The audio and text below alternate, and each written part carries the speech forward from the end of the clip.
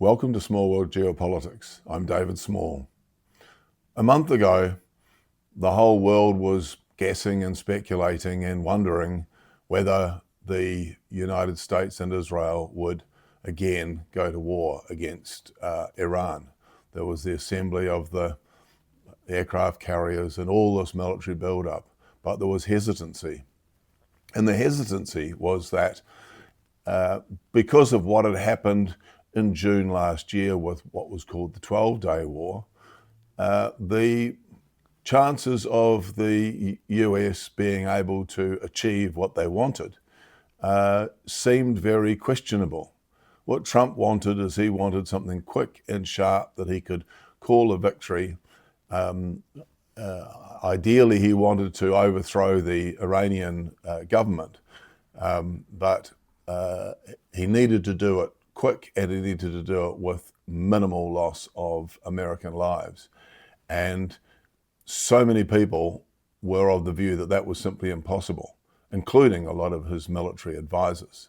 What people predicted would happen is what has actually happened, that the US and Israel did launch an attack, and that just as in June last year, Iran retaliated, but this time they retaliated with more ferocity and more determination, striking not just Israel, but also US bases and other strategic targets all around the region.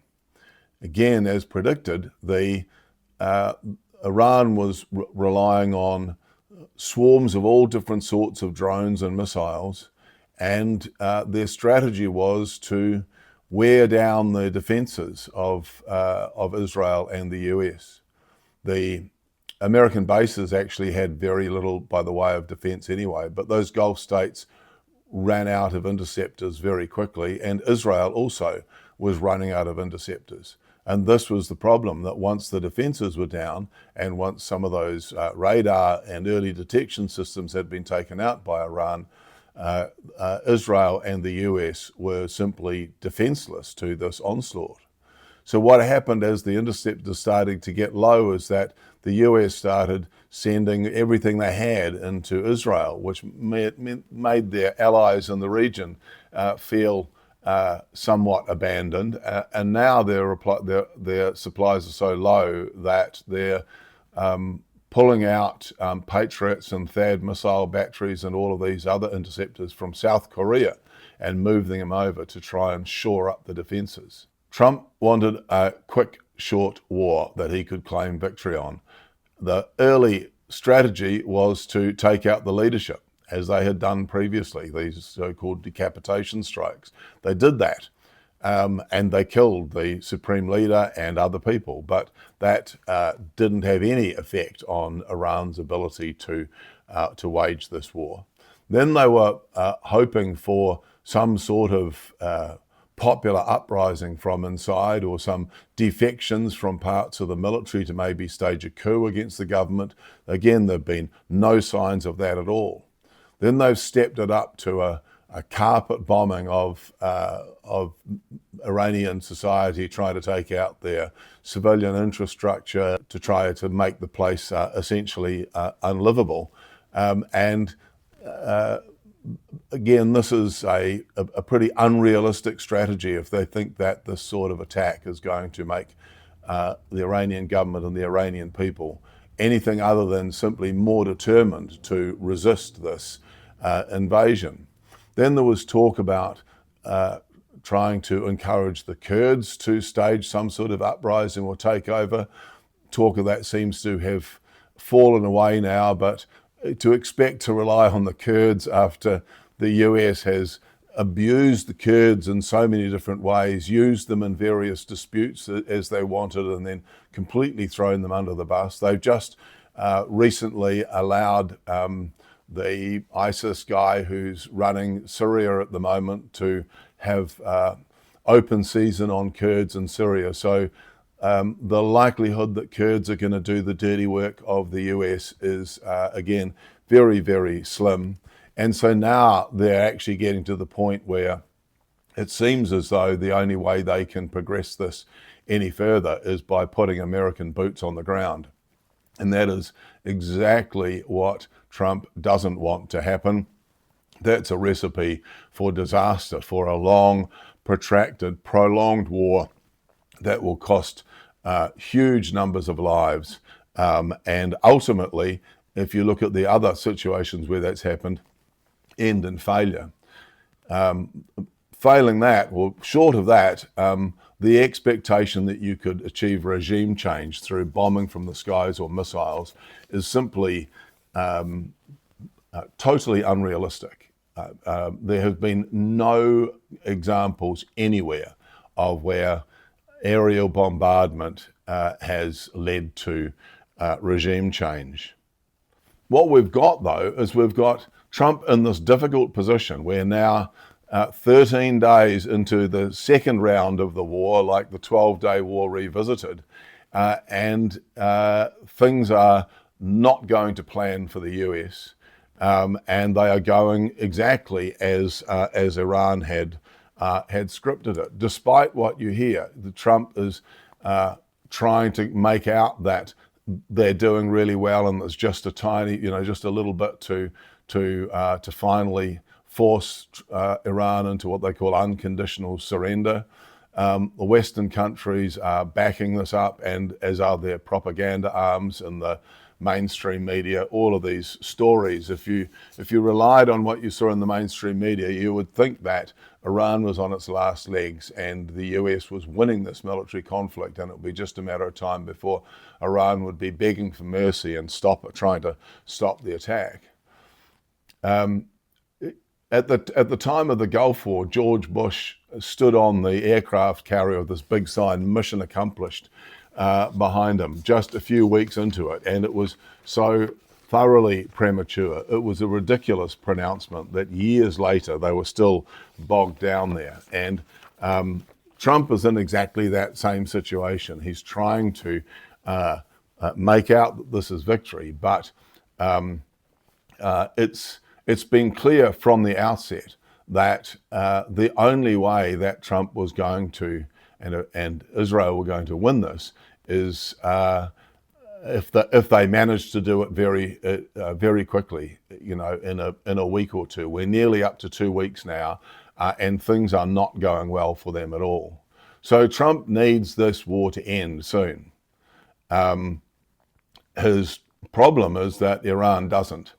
And the end of the 12-day war, where he persuaded Iran to effectively call it quits and do that ceasefire, those dynamics do not apply anymore. For this conflict, the longer it goes, the more Iran is advantaged by this. A long struggle, a long war favors Iran and counts against the US. The US ability to sustain this is very strained. Apart from anything else, there's the economic cost that the whole world is now starting to feel. Well, most of the world anyway.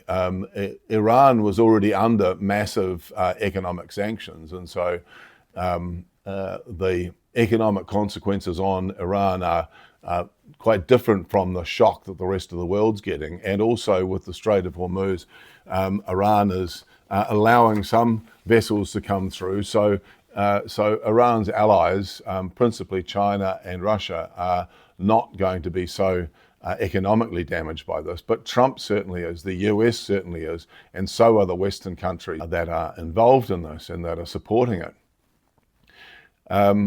So Trump really wants an end to the war, but Iran doesn't want an end to the war, certainly not at this stage. And now that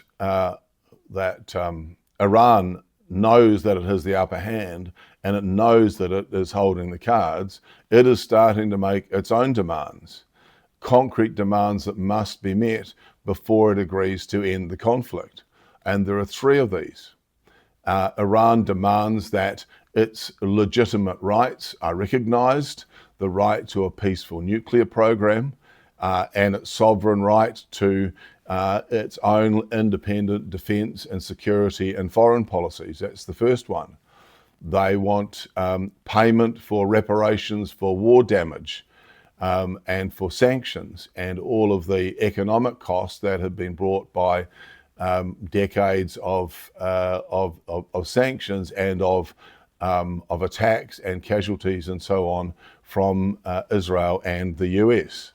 And they want firm and binding guarantees against future attacks. These are serious demands, and unlike in the previous situation, Iran is in no room for compromise. In those discussions previously, Iran had been very, very conciliatory. Almost all of the American demands with regard to its nuclear program and its relationships with other countries and all the rest of it, Iran had agreed to. In order to avoid the war, Iran wanted to avoid this war. The US and Israel didn't want to. The US didn't want a resolution. They wanted to attack and from their point of view, hopefully destroy Iran. But now they're getting dragged into a much deeper, longer conflict, and one that they don't have any control over. This is a conflict, the longer it goes, the weaker it is going to make Trump look. He knows that he needs a deal. So far, he's been able to lessen the impact a bit of the oil price increases by talking up a big game, by saying the war's nearly over and all the rest of it. But that can only last for a few more days until the reality sinks in, and he has no control over it. And so those public statements are now effectively worthless. So he is in this situation where he desperately needs a deal. He definitely needs an off-ramp. But he is not going to get the kind of deal that he wants. Iran is holding all the cards. Iran knows that they're holding all the cards. And because of the treacherous behavior of Israel and the US previously, it is not going to back down without watertight assurances that it will get what it expects. And what it has learned from the past is that assurances are worth nothing when they come from places who have proven themselves to be completely untrustworthy. Israel has signed various ceasefires over the years and has never adhered to one of them. The US has engaged in fake negotiations as a cover for trying to launch surprise attacks. So words will not be enough. Trump and Israel will eventually have to back down. I think Trump is now starting to realize that he will have to back down and that he will have to try and figure out some way to sell this as some sort of victory. He has form for doing that before. He's quite good at selling defeats as victories. But the longer he takes, the worse this is going to be for him, and the harder it will be for him to put a brave face on this situation. This was always going to be a conflict that the US and Israel needed to win quickly, and they are now seriously got their backs up against the wall. They are struggling to survive in this conflict, and they will eventually have to find a way to find a resolution that will meet the requirements of Iran, which are now considerably stronger than they were prior to the war when Iran was in a mood to compromise. No room for compromise now. America will have to ultimately back down.